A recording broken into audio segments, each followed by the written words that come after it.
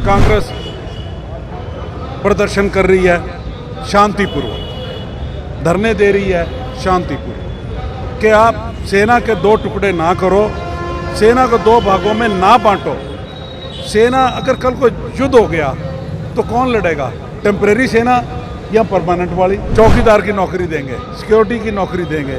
क्या हमारे बच्चे इसी काम के लिए हैं जो सेना में जाएंगे? चौकीदारी लगेंगे और इनके दफ्तरों के? ये बच्चों के भविष्य से खिलवाड़ कर रहे हैं। देश के प्रधानमंत्री को किसानों के सामने ऐसे हाथ जोड़कर माफी मांगनी पड़ी। ठीक इसी प्रकार जो ये अग्निपथ स्कीम लेकर आए हैं भर्ती की, ये बिल्कुल गलत है। युवाओं के साथ एक धोखा है। ये देश की सेना को बांटने का काम है। देश के युवाओं के सामने भाजपा सरकार को झुकना पड़ेगा और अंत में फिर ठीक उसी तरह जो पहले हुआ था, देश के प्रधानमंत्री को युवाओं के सामने हाथ जोड़कर माफी मांगनी पड़ेगी। जो अग्निपथ योजना लेके आए, ये पूरे तरीके से युवाओं के भविष्य के साथ खिलवाड़ है। देश के युवाओं को गुमराह करके ऐसे रास्ते पर भटकाना चाहते हैं। लोगों का ध्यान भटकाने के लिए तरह तरह के बीच में अब ड्रामे कर रहे हैं और ये इसमें सब संघ परिवारों को मिलिट्री बनाना चाहते हैं। ये गलत निर्णय है। इसमें देश को, युवाओं का ज़्यादा नुकसान हो जाएगा। अभी तो हम लोग भी, कांग्रेस पार्टी के लोग भी सभी देश की आर्थिक व्यवस्था को देखते हुए देश में काफ़ी नुकसान हो चुका है। हम भी युवाओं से अपील कर रहे हैं कि शांतिपूर्वक ढंग से अपनी मांगों को जायज़ तरीके से मांगो, अभी अग्नि वगैरह ना करो। सरकार अग्निपथ योजना लेकर आई, लेकिन युवाओं के दिलों में वो नहीं उतरी और जगह जगह रोष प्रदर्शन हो रहे हैं। कहीं रेलगाड़ियां जलाई जा रही हैं तो कहीं धरने प्रदर्शन चल रहे हैं। आज पानीपत में कांग्रेस ही इकट्ठा हुए हैं। कांग्रेस के तमाम नेता जो हैं वॉइस ऑफ पानीपत पर लाइव होंगे। पहले बुल्ले शाह जी से बात करते हैं। शाह जी, क्यों विरोध कर रहे हो आप इस योजना का? हम युवाओं के हक के लिए पूरे देश में कांग्रेस प्रदर्शन कर रही है शांतिपूर्वक, धरने दे रही है शांतिपूर्वक कि आप सेना के दो टुकड़े ना करो, सेना को दो भागों में ना बांटो। सेना अगर कल को युद्ध हो गया तो कौन लड़ेगा? टेम्परेरी सेना या परमानेंट वाली? आप कैसे इस काम को कर रहे हैं? उसका विरोध कर रहे हैं क्योंकि ये खुद ही कह रहे हैं कि जब 4 साल के बाद बच्चे नहीं लगेंगे तो हम उनको बीजेपी कार्यालय में चौकीदार की नौकरी देंगे, सिक्योरिटी की नौकरी देंगे। क्या हमारे बच्चे इसी काम के लिए हैं जो सेना में जाएंगे? चौकीदारी लगेंगे और इनके दफ्तरों के? ये बच्चों के भविष्य से खिलवाड़ कर रहे हैं। हम देश के युवाओं के हक की लड़ाई लड़ रहे हैं कि इस कानून को वापस लें। आप विधानसभा में हैं, सरकार ये कह रही है 4 साल बीतने के बाद यहीं पे सरकार में उनको नौकरी दे दी जाएगी। कितना सहमत है इस चीज़ से? मैं सरकार की इस बात से सहमत नहीं हूँ, क्योंकि पहले मैं आपके माध्यम से ये बताना चाहता हूँ कि 2014 के भी घोषणा पत्र में भाजपा ने ये लिखा था कि 2 करोड़ बेरोजगार युवाओं को देश के अंदर रोजगार दिया जाएगा।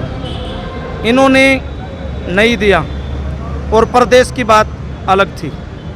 तो और एक इन्होंने किसान के खिलाफ, छत्तीस बिरादरी का कोई भी भाई जो खेती करता है वो किसान है, किसानों के खिलाफ भाजपा सरकार एक कानून लेकर आई, 3 कृषि वाले कानून, जो किसान को पूरी तरह से बर्बाद करने के लिए थे।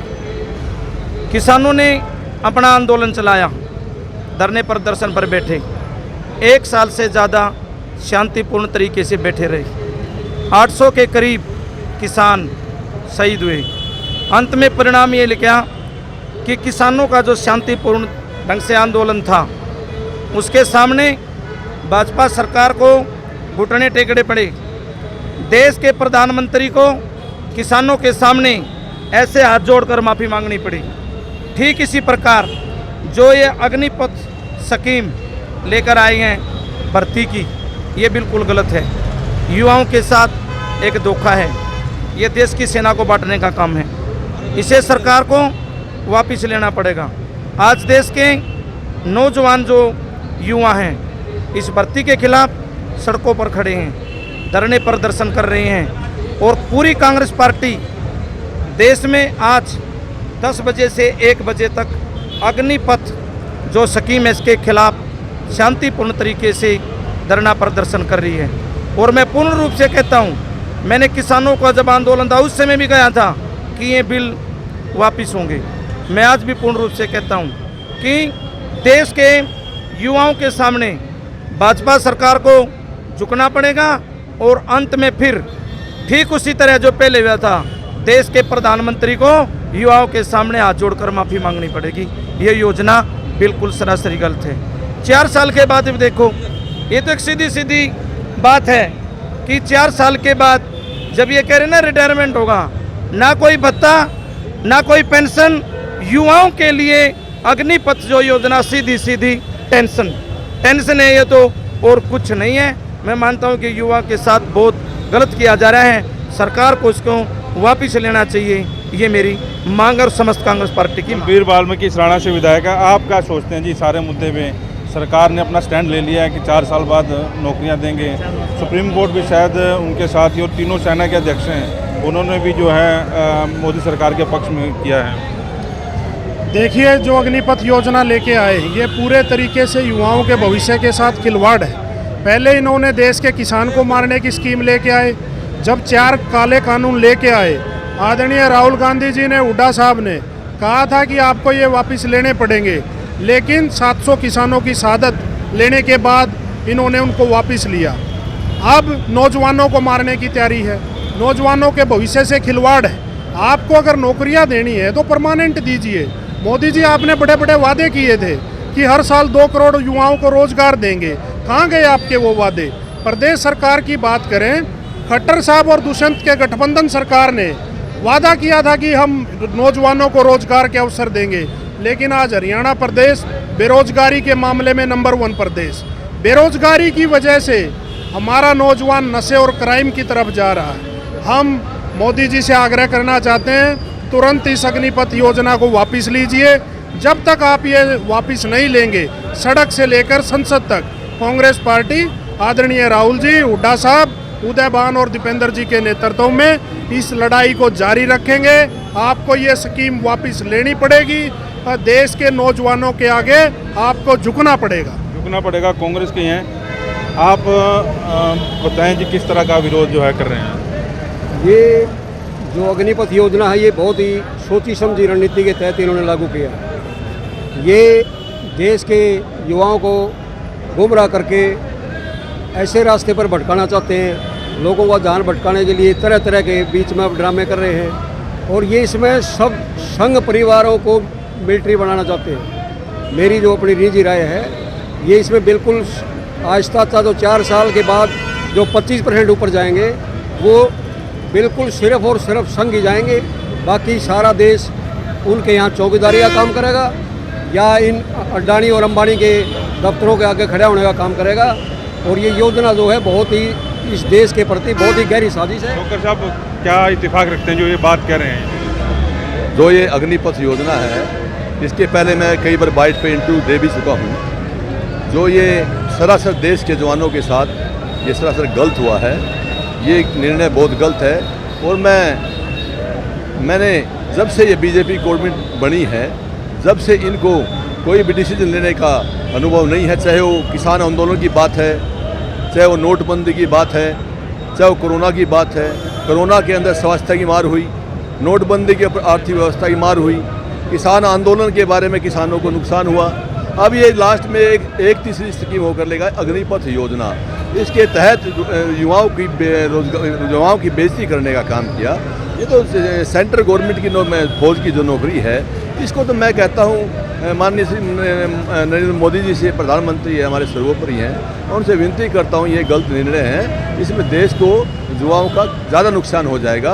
अभी तो हम लोग भी, कांग्रेस पार्टी के लोग भी सभी देश की आर्थिक व्यवस्था को देखते हुए देश में काफ़ी नुकसान हो चुका है। हम भी युवाओं से अपील कर रहे हैं कि शांतिपूर्वक ढंग से अपनी मांगों को जायज़ तरीके से मांगो, अग्नि वगैरह ना करो।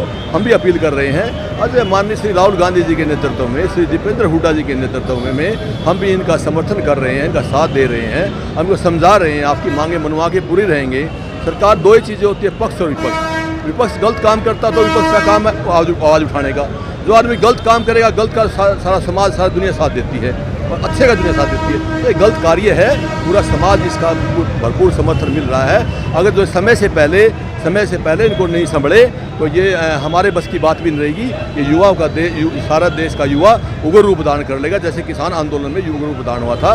फिर लास्ट में मोदी जी ने माफ़ी मांगी थी, तो अभी भी इसमें कभी ऐसा ना हो कि देश के प्रधानमंत्री जी ने अपनी दोबारा बेइज्जती ना करवा जाए, दोबारा माफ़ी ना मांगनी पड़े, क्योंकि ये अभी तो थोड़ा चल रहा है। युवाओं में अभी शांति है, अभी वे युवा अपने उन्होंने संशोधन की बात कही थी, उन्होंने 10 साल की नौकरी की कही थी, पेंशन ही कही थी, उन्होंने अपने विचार रखे थे, अपना मांग पत्र दिया था, उस पर विचार सेंट्रल गवर्नमेंट ने दोबारा से विचार नहीं किया गया, तो ये बड़ा भारी उग्र रूप धारण कर लेगा और देश को आर्थिक नुकसान बहुत होगा, संपत्ति को नुकसान होगा। इन्होंने की सभी चीज़ों को निजीकरण कर दिया है, चाहे एयरपोर्ट हो, चाहे रेलवे हो, चाहे एयरपोर्ट हो। इन्होंने सरकार चलाने का तो अनुभव भी मुझे लगता नहीं कि सेंट्रल गवर्नमेंट को, हमारे हरियाणा स्टेट गवर्नमेंट को चलाने का। ये धर्मसिंह छोकर जो समालखा के विधायक हैं, उनके भाई हैं ये, और अग्निपथ योजना का विरोध किया जा रहा है।